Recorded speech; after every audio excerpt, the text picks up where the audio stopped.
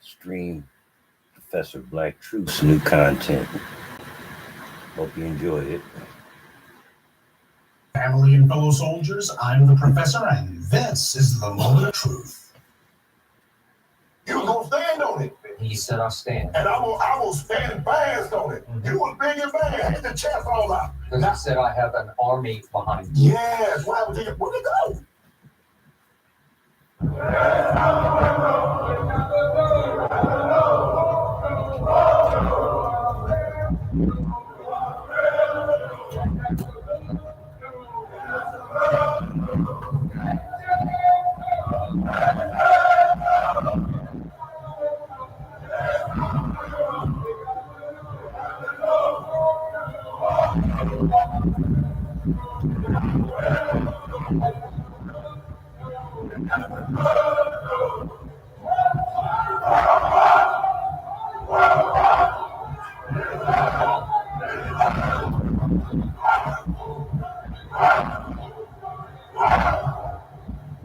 Talk about ask and ye shall receive. Shannon Not So Sharp asked, where was Kyrie Irving's army at? And they showed him. Now, before we begin, I want to make sure that everybody's put on notice. Let's not do any spitball fighting about whether or not you agree with anyone's religion or not. This is about their actions, not about anyone's beliefs. The Hebrew Israelites saw that someone who was aligned with them was under attack, so they showed up to support him. And he has refused to denounce them. Nor should he, by the way. Kyrie Irving should not be denouncing the Hebrew Israelites at all. And just for the record, you can say what you want about the Hebrew Israelites, but you can't deny that this is something that Black people need to do a hell of a lot more often. To me, this display was a teachable moment. The Hebrew Israelites clearly wanted to make a demonstration of their discipline and their organization, and they did. The white media was beyond shook. Now, you got the white media being led by the New York Times trying to say, well, there was only about 100 of these guys. It looks like it's a little bit more than 100 to me. But of course, that's par for the course, be it the Census Bureau or the U.S. Park Service with the Million Man March. They're always claiming that there's far, far less Black people than there really are because they're terrified to admit the numbers. And when you had this many Black men lay siege to the Barclays Center, the white media was terrified to cover that. They did this right in the heart of New York City. I want you to think about that. The white media sees white supremacists with tiki torches, and they're all over that. Even after Heather Heyer was murdered, they were still there. But seeing a small army of Black men marching through New York City to support another Black man who refused to bow, and they don't even want to touch this. In the media capital of the United States, no less, at the very arena where the most talked about athlete on the planet was making his return.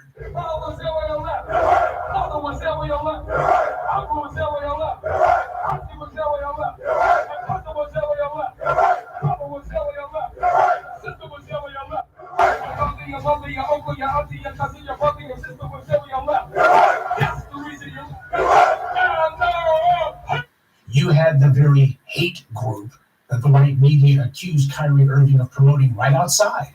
Well over 100 of them marching and chanting, and the white media didn't dare show it to the public. They didn't dare even approach them. These men were on code with one another. I don't care what you think about their beliefs. I'm asking you to realize that white power is what saw them do. You see, unlike some so-called gun coalitions, where you have some well-meaning but otherwise misled Black people, ex-rapper who was clearly an agent, the white media was willing to give big coverage to that so-called gun coalition. Why, even Joe Scarborough and Nika the Bigot Brzezinski ran a story about them on their morning sideshow. Well, this event should have gotten 50 times that much coverage, certainly deserves it. Problem is, these guys aren't agents. You don't have to agree with someone's beliefs to give them credit for having their act together. The white media had no problem having the Hebrew Israelites on TV for interviews last year, but all of a sudden the white media doesn't want them on because the subject now is them directly confronting white power in its very home. Last time the white media's game was to try to make them look ridiculous, but it's a little difficult to make this look ridiculous. This scares white people. It certainly petrified the white media. And this illustrates what I've always taught you about how to know when you got the bastard shook. When the white media or white power in general is beaten, Don't look for them to give a formal declaration of surrender. Black people have to stop waiting for that. White power's never going to come up with the confession. You'll know when they're beaten by the sound of their silence. When they're all out of moves and they know you've got them cold, they'll shut up. They didn't count on Kyrie's supporters showing up or on them showing up in numbers. They didn't think this would happen. So now we see the white media trying to go into damage control mode. They're trying to put the right spin on all this. And of course, the New York Times decides to lead the charge on this one. The same New York Times who did not dare show up at Barclays Center to actually talk to the Hebrew Israelites, certainly not even to take photographs of them. Even on their own website story about this, they didn't dare have any photos. This event happened in New York City, the Times home base, not far from their building, but apparently they didn't have a way to get any reporters there or photographers, even though the Hebrew Israelites have been out there for 2 nights straight. Instead, the Times simply called the Hebrew Israelites a fringe group. Then they used what is clearly the go-to talking point, that Israel United in Christ is considered a hate group by the Southern Poverty Law Center. This apparently is what qualifies as all the news that's fit to print. Southern Poverty Law Center, indeed. Both the New York Times and the Southern Poverty Law Center were founded by white power. The New York Times and the SPLC are both founded by, staffed by, and work in the interests of the white establishment. This is how white power works. They try to create their own closed loop of disinformation. You have a white media outlet, the New York Times, writing a hit piece against a black man, and they also have another white disinformation organ, the SPLC, who they quote from. One operative of white power is using another operative of white power as an authoritative source. White power is quoting itself and trying to present this to you as if this gives the story legitimacy. And I've seen that quote all over, by the way. Southern Poverty Law Center says that the IUIC is a hate group. Seems everyone who has something critical to say about the Hebrew Israelites uses that same statement. The Southern Poverty Law Center says that they're a hate group. See, this is how you know it's AstroTurf. People who just bomb into the comment section for seemingly no other purpose other than to drop their talking point and then leave. It reminds me of the white supremacists who cut and paste their phony crime stats in the comment sections all the time. Be they on the right or the left, they all operate out of the same playbook, especially where black people are concerned. Now, let's talk about the demands that the Chinese-American owner of the Nets franchise has made of Kyrie Irving, because this was where the white powers that be and their white-adjacent operatives overplayed their hand. The Nets franchise owner Joe Tsai made at least a half dozen demands that he wanted Kyrie Irving to do before he could play again. Now, why were all these asinine conditions being put on Kyrie? Because Kanye West made it obvious that this kind of strong-arming wouldn't work with him. They can't suspend Kanye West from releasing albums or doing shows. They don't have the ability to coerce Kanye into doing anything. So they're borrowing a page from the right-wing fascist playbook. By that I mean the white right has been taking a political beating for the last few years. Black protesters have not only damaged the enforcement on white supremacy, but in 2020 they took the fight directly into the racist very cities. They imposed a price for practicing anti-black racism. So we've seen people like DeSantis and others doing what amounts to a Twitter comment section rant masquerading as legislation. They don't have enough support to get anything done societally, because that's what the black protesters have been doing for the last few years. They managed to get the police punished now consistently, and they didn't have to get a single law passed in order to do it. So we see the white right, who are using the only real bastion that they have left, the legislature, to make what amounts to political statements, because that's all they've got. And who have the statements been against? Mostly schools, arenas where they think they can call the shots. As I've documented for you on this channel, DeSantis' so-called laws have been struck down by the courts, but the reason that he and his pals did it in the first place was because they were getting handed L after L everywhere else. They have no other way to try to call themselves fighting back, quote unquote, and they didn't have any ability to do anything about the people in the streets who are handing them these L's. They're trying to control the controllables, if you will. Now, what's happening to Kyrie Irving is the same thing. They need to have a black man that they can hold up to the public and show that they've punished him harshly and that he's begging for mercy. Except Kyrie isn't. And the harder they push, the more support he gets. But make no mistake, this is all that is a way to punish Kanye West by proxy. They're demanding that Kyrie Irving jump through all these hoops, things that these people have never and would never demand from the thugs in blue after they kill a black person. They make these so-called conditions ridiculous on their face because that's the entire point. It's egregious, it's blatantly insulting, and that's the entire reason that they're demanding it.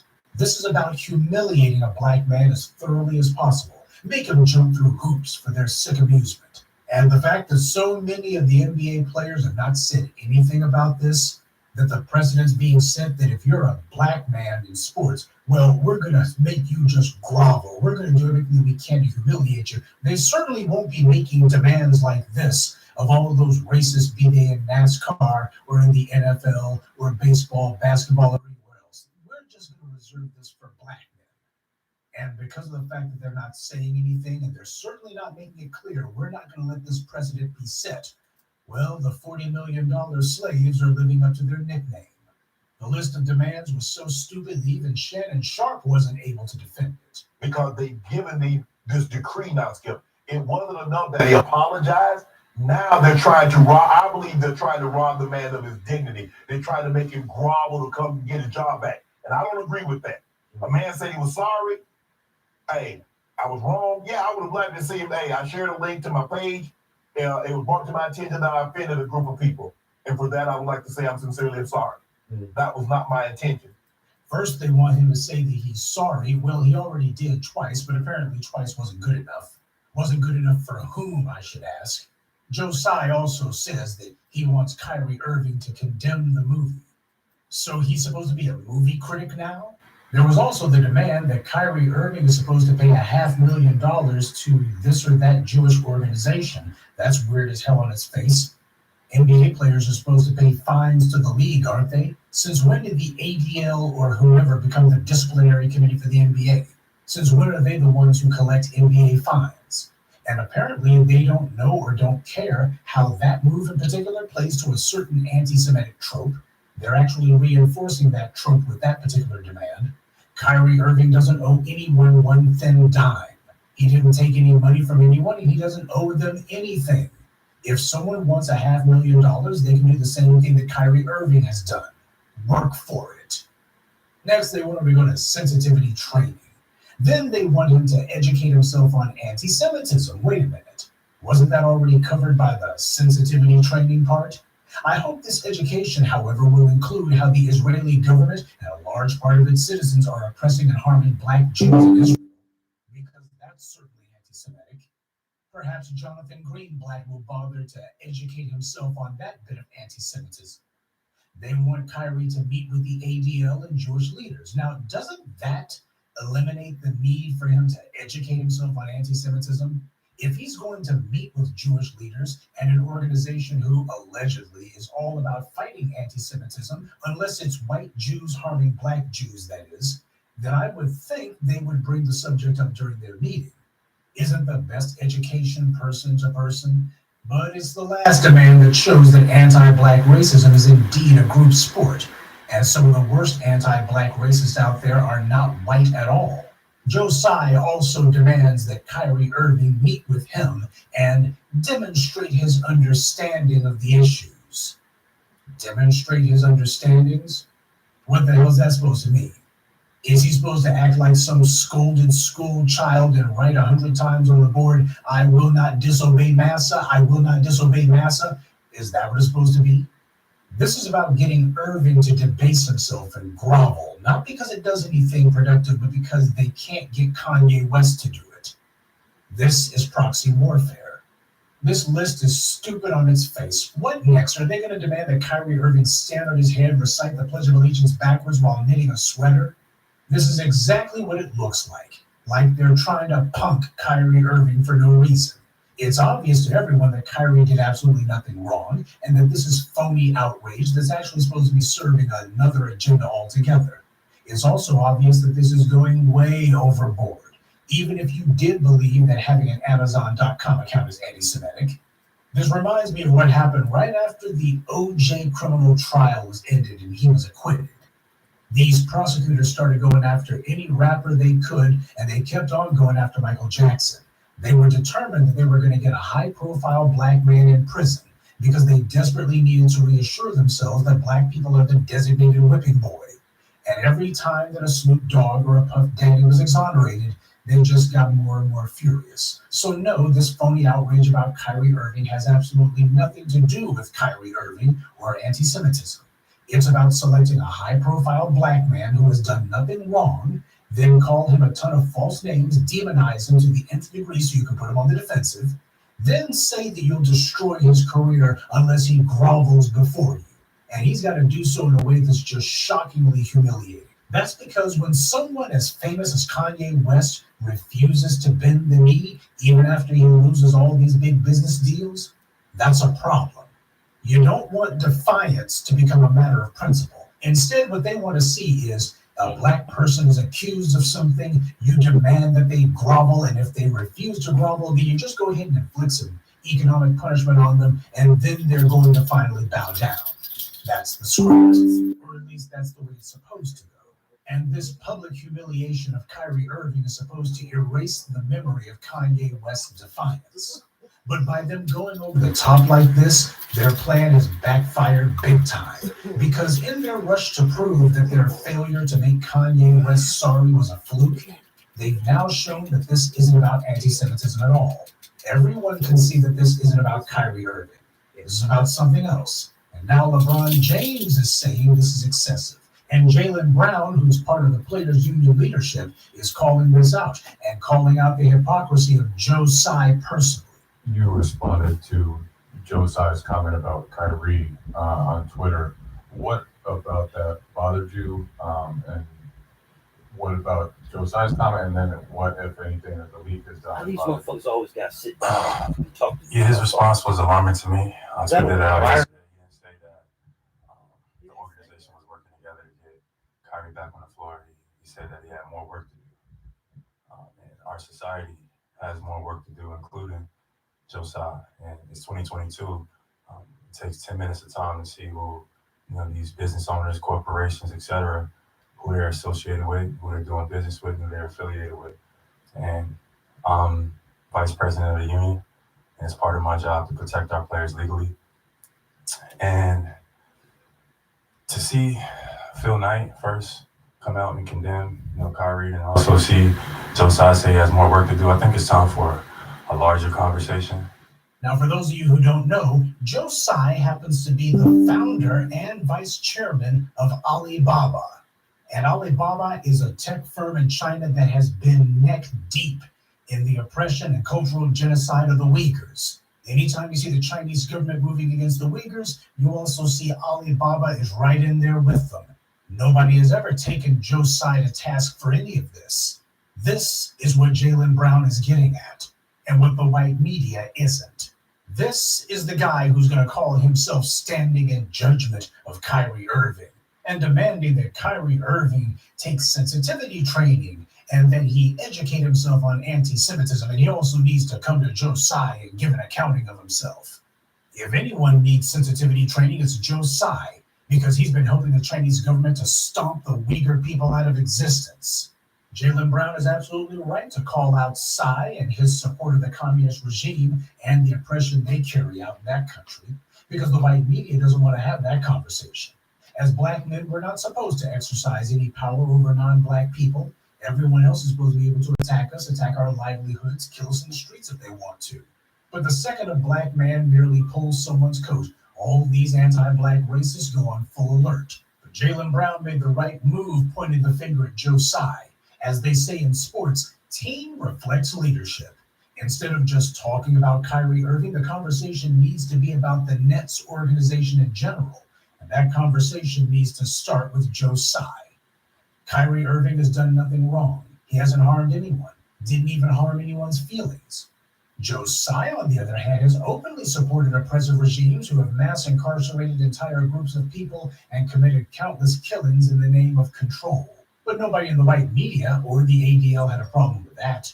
Oh yeah, when they were complaining about LeBron James not speaking out against China's crackdown in Hong Kong, you notice how nobody was making it a point to confront Joe Tsai for his open support for the Chinese regime.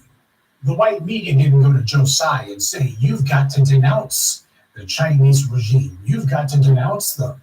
You can't stand with these guys. You have to speak out against them." They didn't do that with him. They did that with LeBron James, though. Now, Joe Tsai is running his mouth saying that Kyrie Irving isn't fit to be part of the Nets organization, but the real question is Joe Tsai fit to be part of the NBA? That's a conversation they don't want to have. He needs to be the Of course, nobody's asking what punishment Amazon.com should bear. Nobody's saying that Amazon should pay the ADL one thin dime or pay anyone else any money for that matter.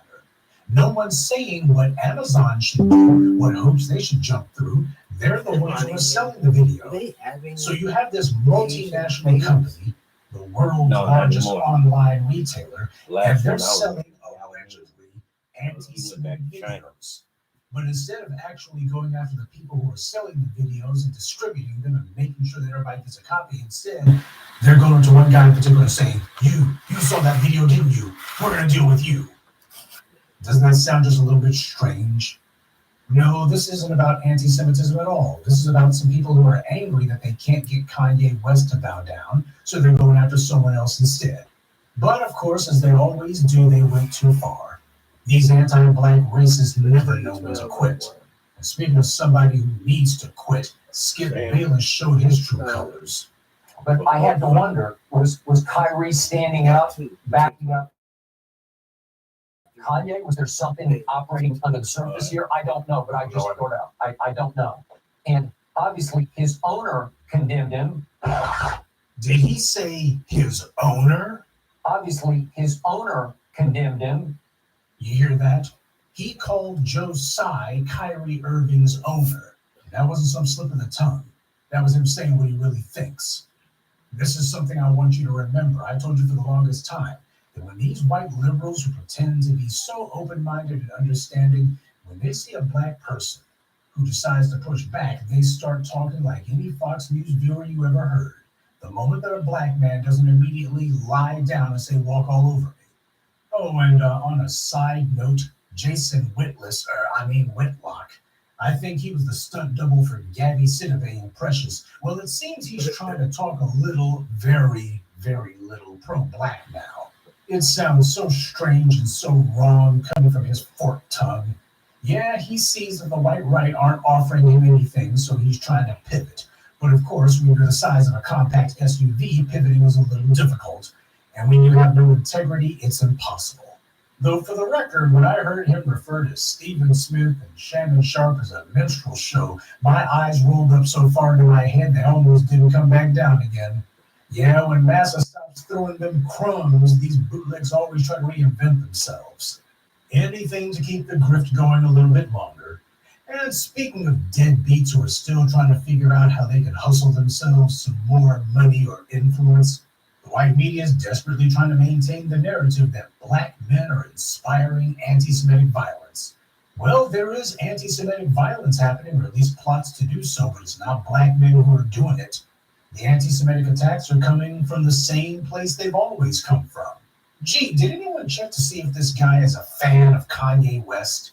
Does he have a Kyrie Irving jersey at home? Does he have an Amazon account? Is he perhaps a secret member of the Black Hebrew Israelites? Because not to put too fine a point on it, but I sure couldn't tell by looking. Now, if you want to talk about anti-Semitic violence, here it is. As I told you in last Sunday's address, which, by the way, you should watch if you haven't already, look at who's attacking these synagogues and these Jewish community centers. It's not black people.